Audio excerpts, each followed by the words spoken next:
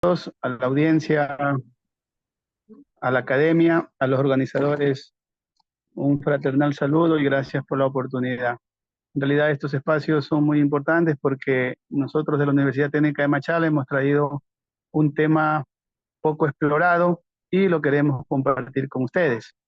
El presente trabajo versa sobre el incentivo que reciben los delatores o los denunciantes o whistleblowing cuando delatan, valga la redundancia, delitos contra la administración pública o delitos de corrupción. Este trabajo tiene por objetivo eh, analizar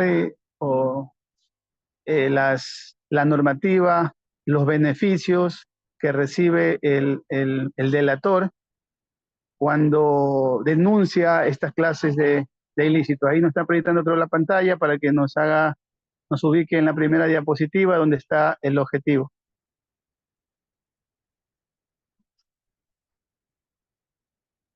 Corra diapositiva, por favor, donde está el objetivo.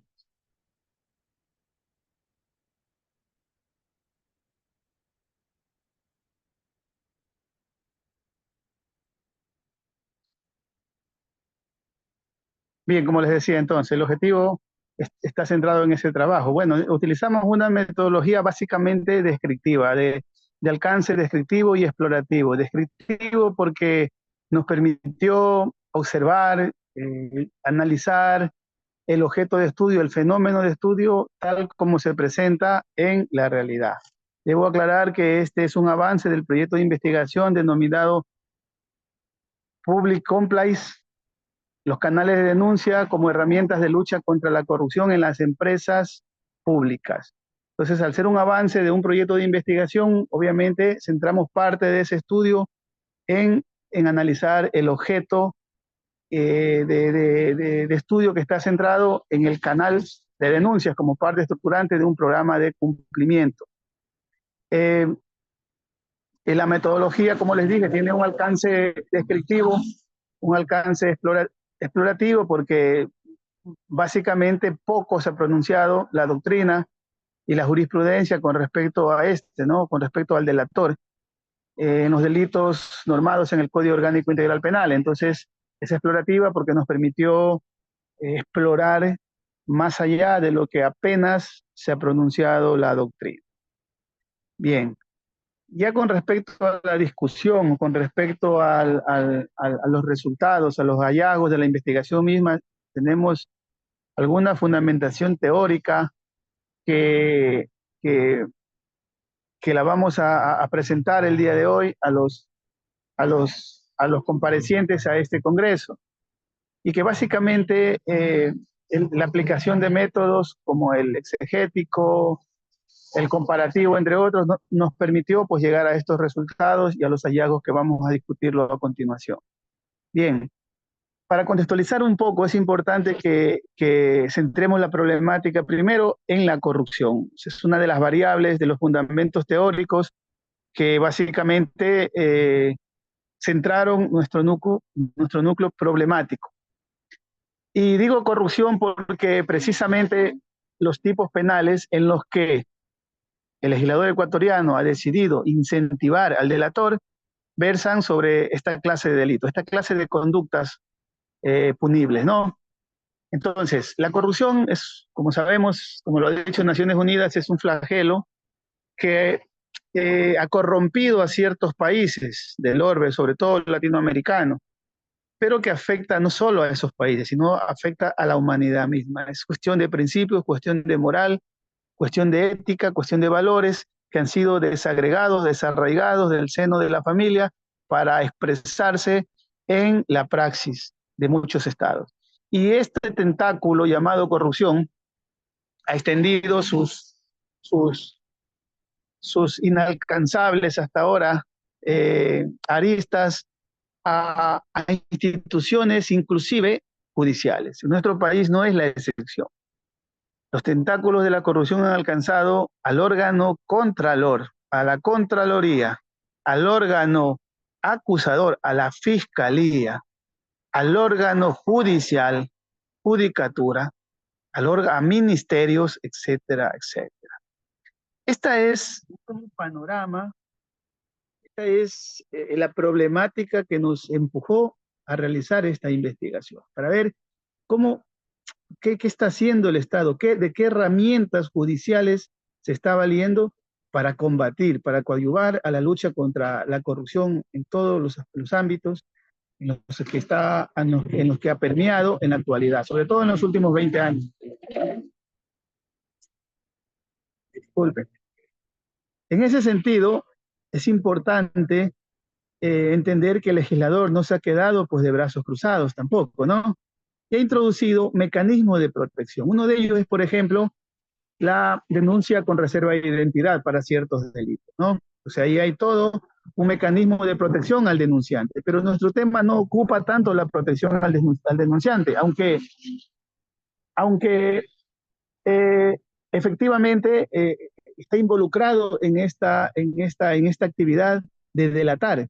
Nuestro tema versa básicamente en el incentivo que recibe este denunciante para que, pues, valga la redundancia, denuncie ante las autoridades la comisión de delitos de corrupción.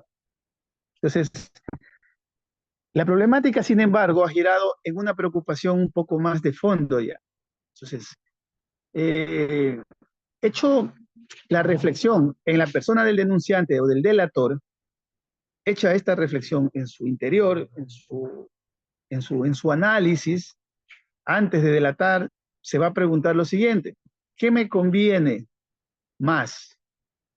¿Delatar, conservar mi trabajo, mi integridad personal, mi integridad familiar, o recibir una recompensa del 10 o del 20% que dice el COIP para delatar esta clase de delitos? Tomando en cuenta que probablemente se va a ver involucrado o va a delatar, perdón, a estructuras mafiosas, a estructuras organizadas de corrupción.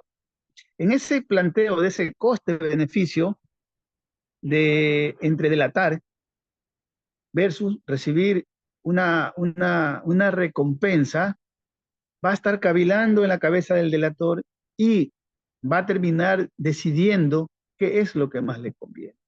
Y para eso planteamos nosotros los siguientes paradigmas o las siguientes líneas de argumentación, si se quiere, ¿no? En primer lugar, si una persona trabaja en una institución pública y observa que se está cometiendo un delito de cohecho o de peculado, en el evento de que sea una persona contratada, que digamos que obedezca a un puesto de un gobierno de turno, a esa persona que quiere conservar su puesto, su contrato de 1 año, o de 2 años, o de meses, pues se va a plantear eso: Dios, denuncio el cohecho o conservo mi trabajo, y va a ponerse a razonar. Y luego, enfrente va a tener la otra variable, el 10%. Aquí hay un cohecho donde probablemente se perjudicó, o un peculado donde probablemente se perjudicó, o una concusión donde probablemente hay un perjuicio de $100,000. Me va a tocar el 10% o el 20% de eso, si es que se logra una sentencia contra esa persona. Pero en un sistema judicial donde la corrupción ha permeado, el delator va a temer y va a decir, bueno, si luego lo van a declarar inocente, yo me voy a quedar sin trabajo. Y si es una organización delincuencial, pues hasta puedo perder mi familia o mi vida. Y nos planteamos, en Ecuador, el delator tiene las garantías suficientes para constituirse en una herramienta o un instrumento de lucha contra la corrupción. Ese problema ha inspirado, si se quiere, a que se lleve a cabo esta investigación. Y entre los temas que estamos discutiendo, hay uno que preocupa de manera puntual. Y es que en la parte empírica de esta investigación, que fue centrada en las empresas públicas de la ciudad de Machala, en el muestreo que realizamos, no se garantizaba un sistema adecuado, primero de recompensa y segundo de protección a este delator.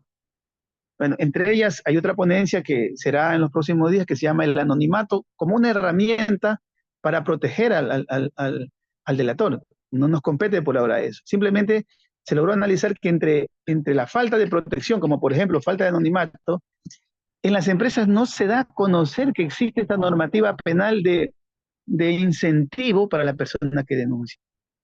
No hay las garantías para que una persona delate, denuncie, y por ende, este instrumento que consta en el Código Orgánico Integral Penal, como son el incentivo para el delator, concretamente en el libro segundo, en el procedimiento, luego son artículos reformados en el 2021 que se incorporan a partir de la denuncia, de los requisitos de la denuncia. Ahí está la denuncia con reserva de dominio y luego está el incentivo para denunciar esta clase de delitos.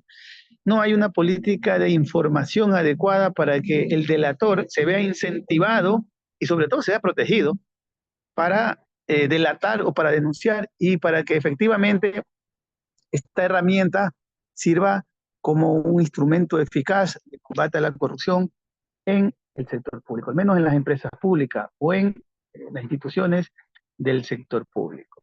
Finalmente, nosotros concluimos que pese a que de ley ferenda se incorporó las reformas en donde se establece un sistema de denuncia con reserva de identidad para garantizar un poco, para incentivarlo un poco a que denuncie, y encima también se incorporó un sistema de incentivos del 10 o el 20% de lo que se va a recuperar por el delito denunciado, pero obviamente tendrá que esperar hasta sentencia. No sé, estas declaraciones normativas se han quedado en mera letra muerta hasta la actualidad. No existe un procedimiento, no existen instructivos de aplicabilidad de estos instrumentos. Por lo tanto, el combate a la corrupción desde la perspectiva de esta herramienta procedimental resulta letra muerta. Esa ha sido la conclusión a la que hemos llegado luego de que hemos realizado la parte empírica, y quedo abierto para absolver cualquier duda que tengan sobre el respecto. Muchas gracias.